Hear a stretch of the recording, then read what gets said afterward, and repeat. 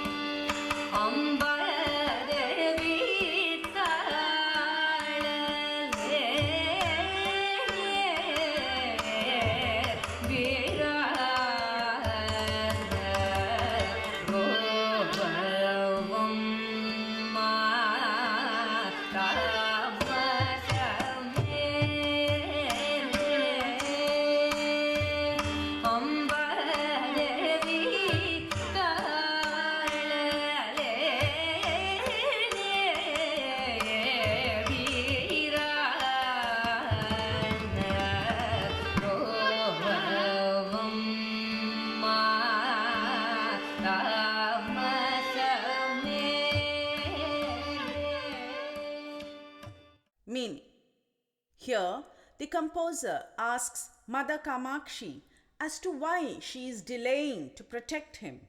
He says he cannot bear the absence of his mother and thus asks her to come soon to bless him. If the mother herself doesn't care for the child, then who else will care for him? Śyāmā Shastri says that there is no other god equal to Kamakshi on this earth. Tarunam Idamma. Ragam Gaulipantu, Talam Adi.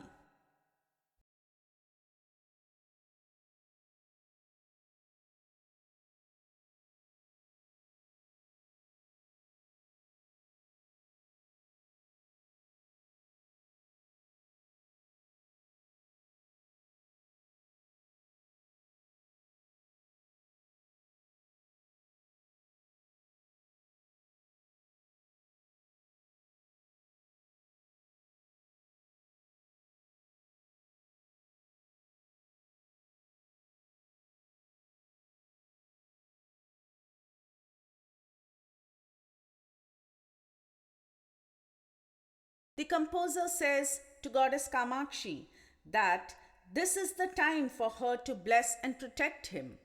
The goddess is an ocean of mercy, and the composer requests her to cast her divine glances on him. Mayamma Anine. Ragam Ahiri, Talam Adi.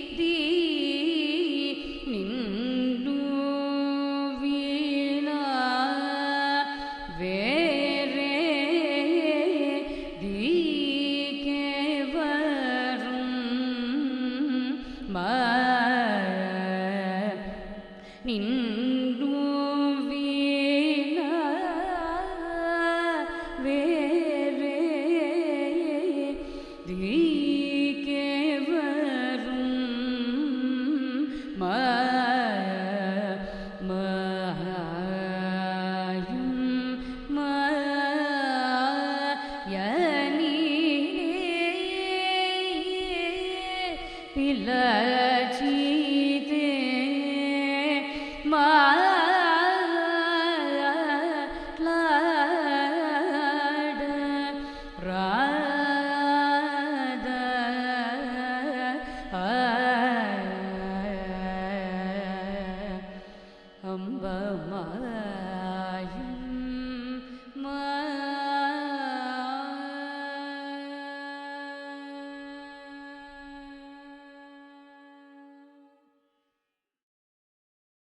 Meaning, here the composer says that when he calls out to her as mother, why is it that the goddess is not responding to his call?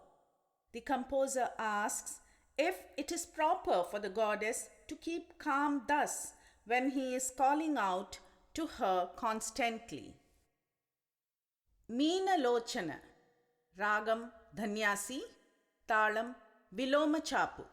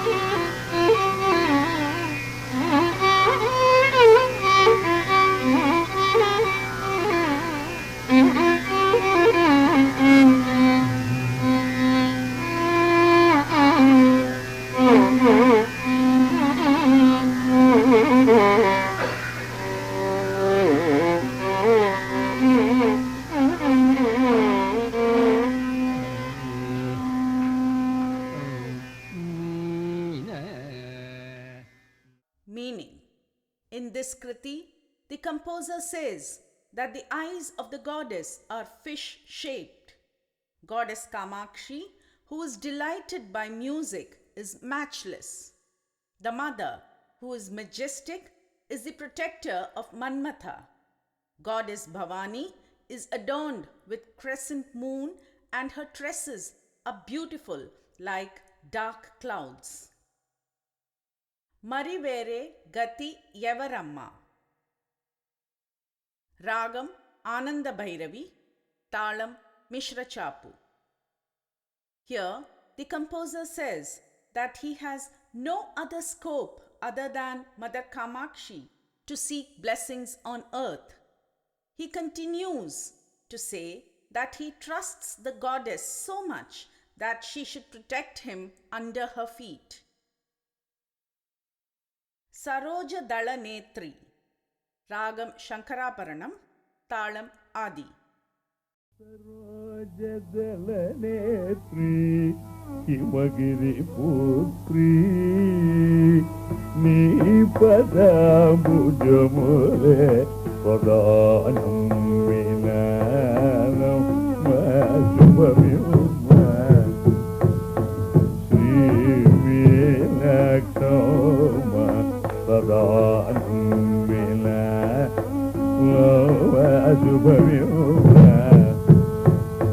Srivinakshama, Padanam Vinanam, Masubhavyuma, Srivinakshama,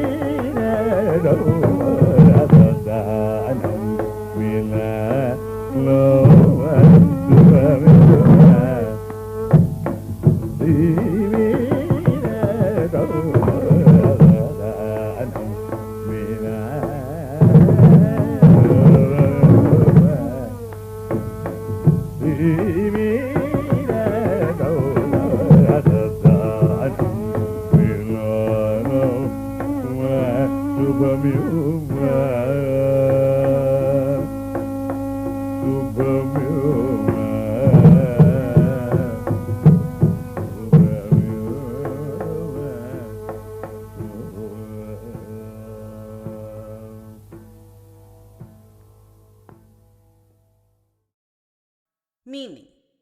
In this Kriti, Śyāmā Shastri praises Goddess Kamakshi that she is the one with lotus petal-like eyes. He surrenders to her lotus feet and asks the mother to confer good fortune on him. He says that the mother should not show any disregard towards him. The goddess is renowned for bestowing boons on those who worship her. The goddess who exults in the Samaganam is the protector of the earth. Himadri Sute Pahimam. Ragam Kalyani, Talam Rupakam. Meaning. In this Kriti, the composer mentions that Goddess Kamakshi is the daughter of the snow-clad Himalayas. The goddess is adorned by Brahma, Vishnu, and all the celestials. She is the wish-yielding wine of her devotees. Ninnu Vina Marigalada. Ragam Ritigaula, Talam Tishra Adi.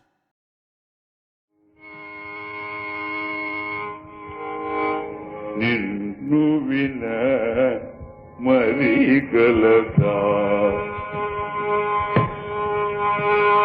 Ninnu vina marigalada.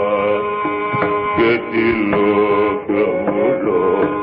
Ninnu vina marigalada. Gatilokamulo.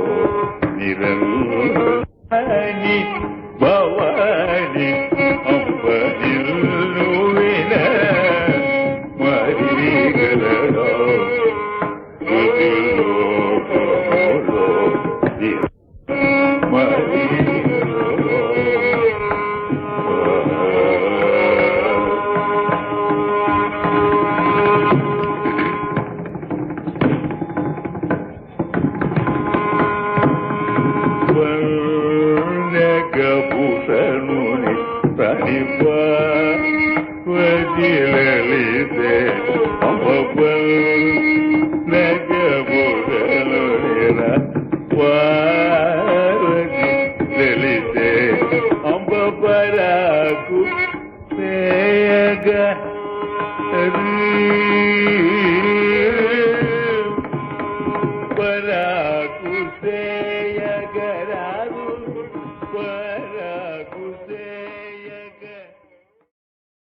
Meaning. Śyāmā Shastri in this Kriti tells to his mother Kamakshi that there is no other benefactor for him on earth. The composer pleads to his mother to destroy his afflictions and grant him boons.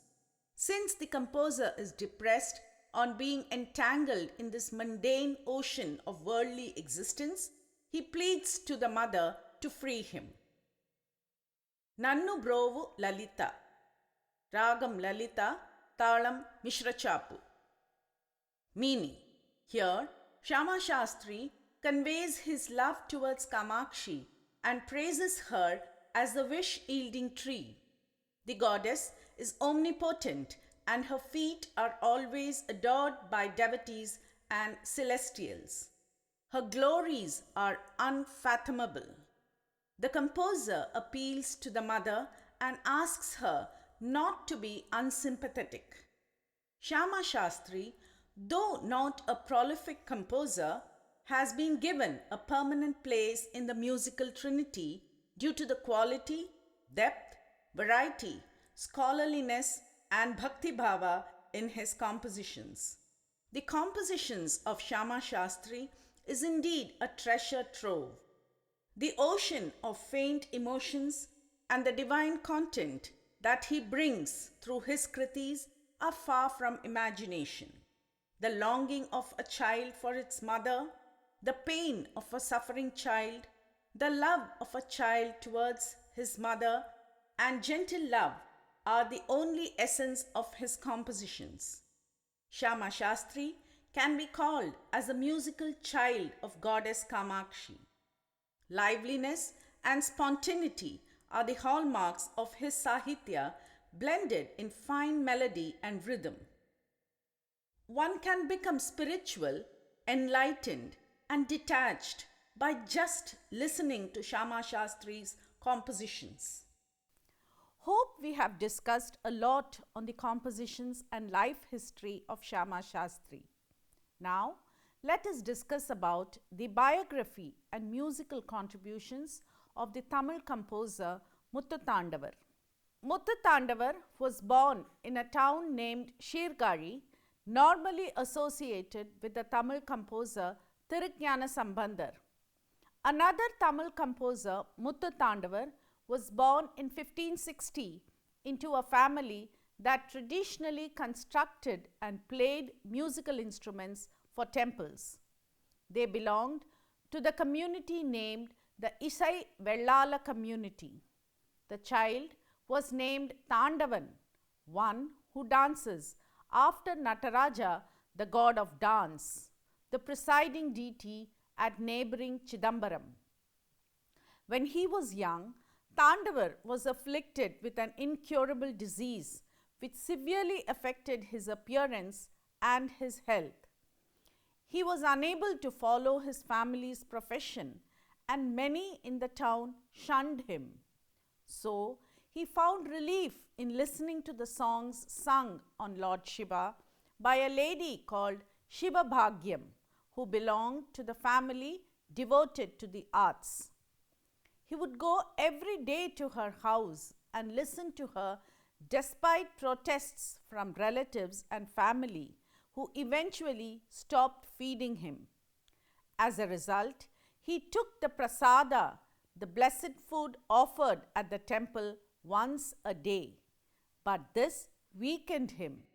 One day, while worshipping, he found himself near the room that contained the vahanams, or the mounts and vehicles of the gods, and crawled in and fainted.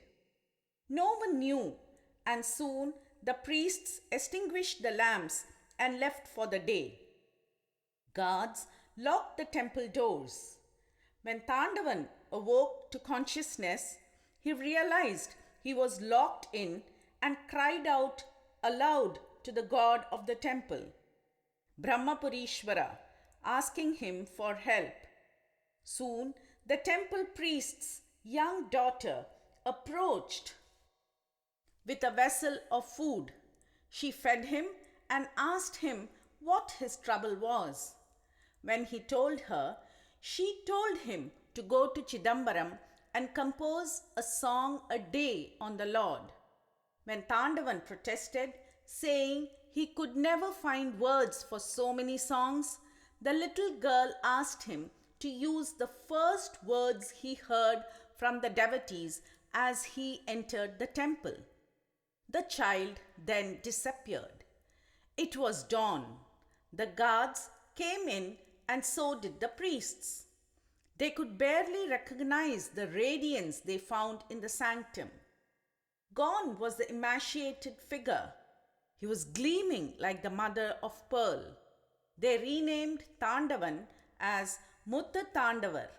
Then Muthu Tandavar realized that the girl was Lokanayaki, the presiding goddess of Sirgari, who had come in the guise of the priest's daughter. Muthu Tandavar began his journey to Chidambaram, an act that soon became a daily ritual. On the first day, he reached the sanctum there and heard the words Bhuloga Kailaya Giri Chidambaram. He used the words as the opening line of his first kriti.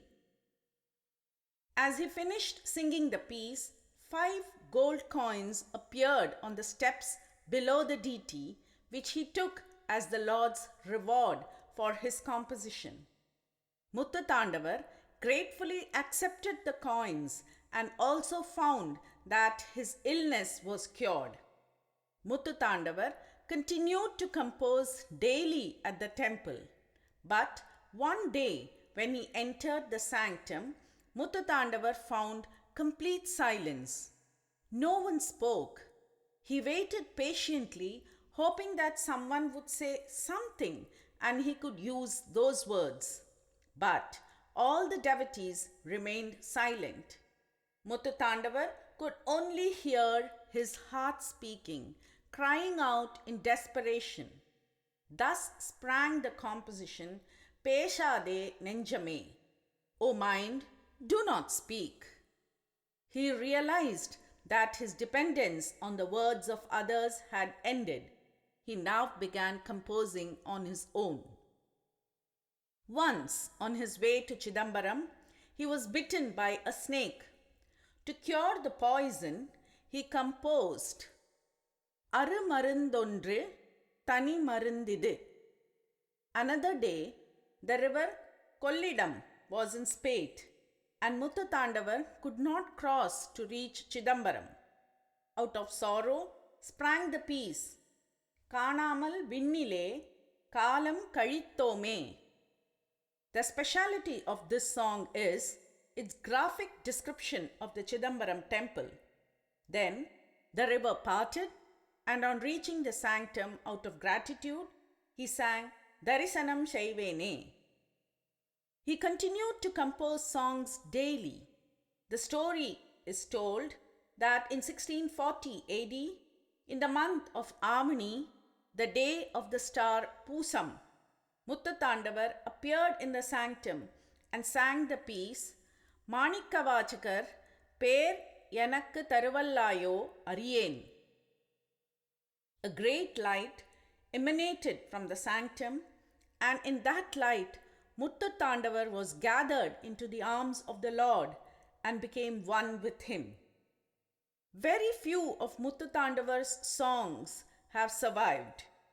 Annamalai University, under the auspices of Sangeeta Kalanidhi, Tirupamburam N. Swaminatha Pillai, collected 60 of them and set them to ragas. These are sung by many today, and the kritis have been rescued from near oblivion. Hope this session was fully informative. With this session, we complete the unit on composers' biography and contributions. Thank you.